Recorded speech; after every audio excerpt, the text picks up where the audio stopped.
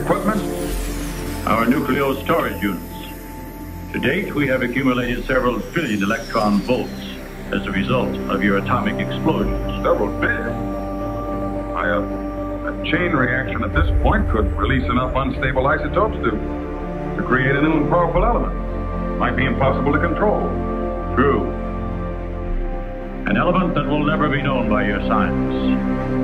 I can assure you the strength of this new element will... And this is a powder keg, could go off at any minute. I assure you, Doctor, we have everything under our complete control. What force could possibly be strong enough to harness this? You control your whole operation by electricity. Of course, no generators. That means you're getting your power from somewhere on the surface. It must be passing through here. You have heard enough, Dr. Martin. Step inside. All right. What do you want?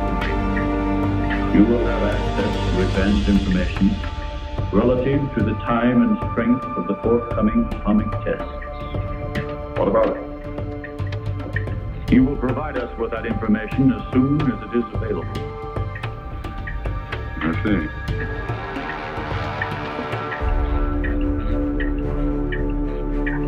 You're afraid of an overload. You can't tap enough electricity wherever you get it from to control a strong enough charge. You are a clever man, Doctor. Perhaps too clever. And what makes you think I'll give you any information? It is the only way you can save your own life when the time comes.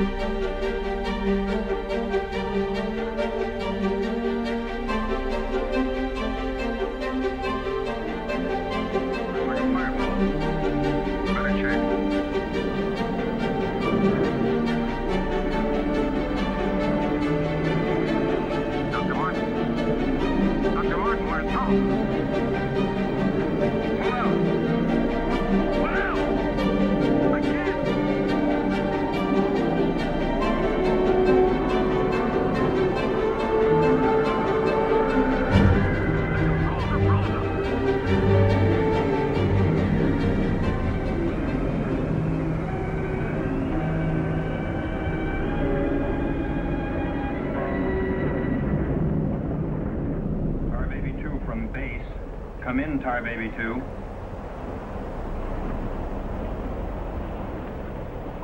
Come in, Tar Baby 2. We've lost contact, sir. Baker 2, sir. Yes, sir.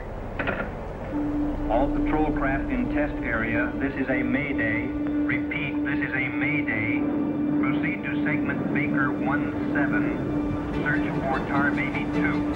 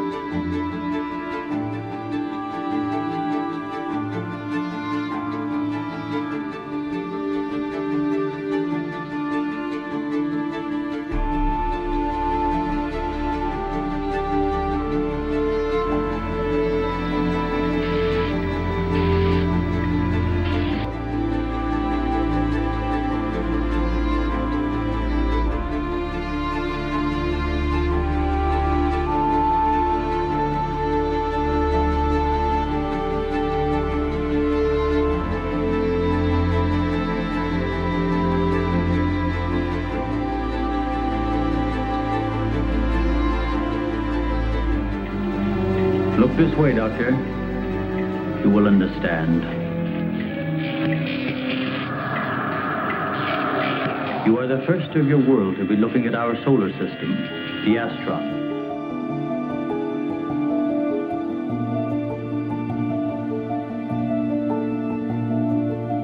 Our eyes developed to this state to combat the ever-growing darkness.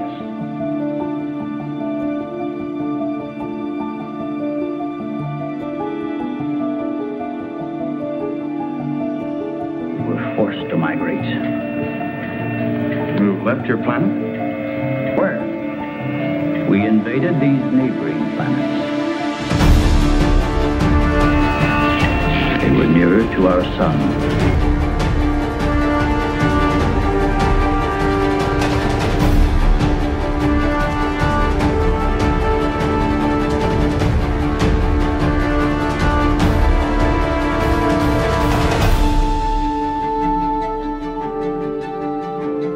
How many of them? All of us, well over 1 billion. There were feeble attempts to stop us, but we were prepared for such contingencies.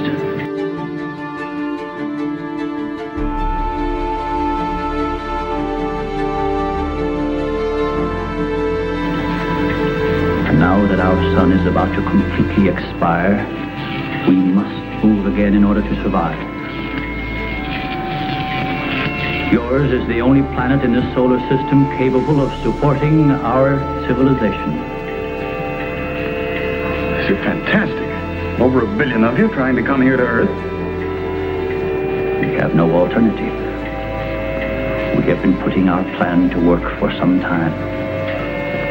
At the proper moment, the invasion will be launched from our platforms, which are being readied in space.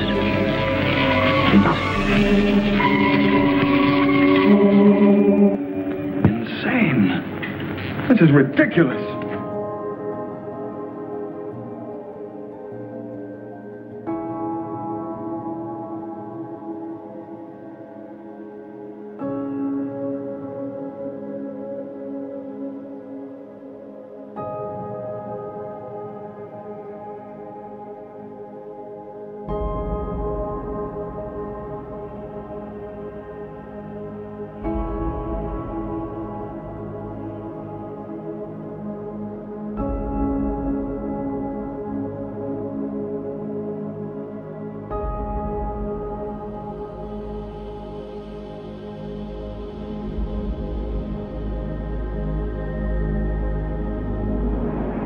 Late this afternoon, a bulletin from New Mexico suggested that the widely publicized mystery of the flying saucers may soon be solved.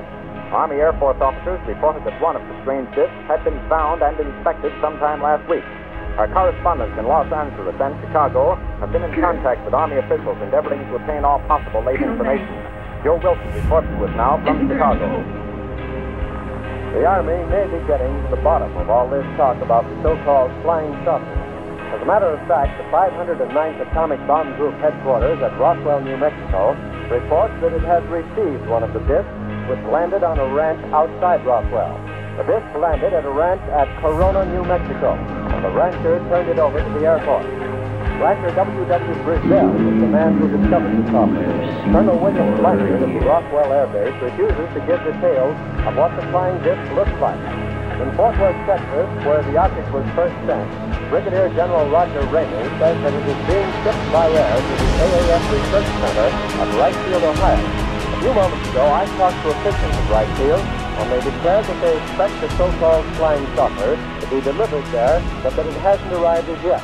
In the meantime, General Ramey describes the object as being of flimsy construction, almost like a box type. He says that it was so battered that he was unable to determine whether it had a disc form, and he does not indicate its size. Ramey says that so far as can be determined, no one saw the object in the air, and he describes it as being made of some sort of tinfoil.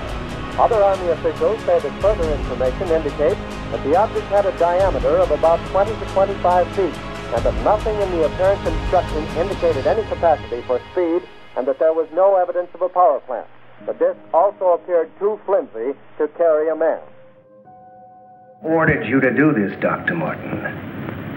I'll tell you the whole story. I remember we were circling the atomic cloud. There was an object glowing beneath us at Soledad Flats. We were going down to investigate. Controls jammed. Couldn't pull out.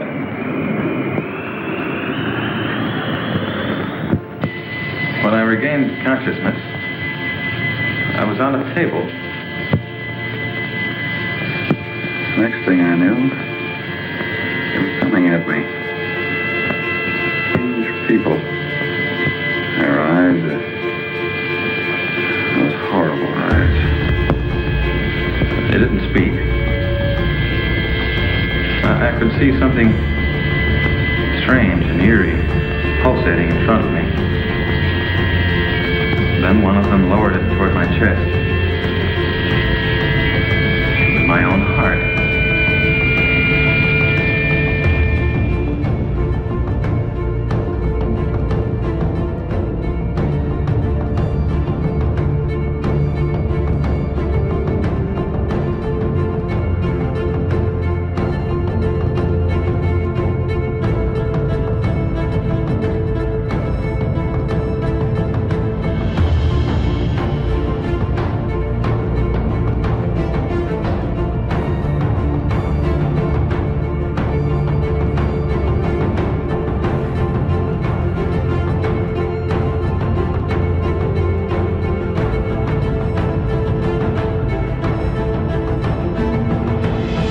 On the morning of July 16, 1945, the pre-dawn stillness of the New Mexico desert was shattered by the most momentous man-made explosion of all time.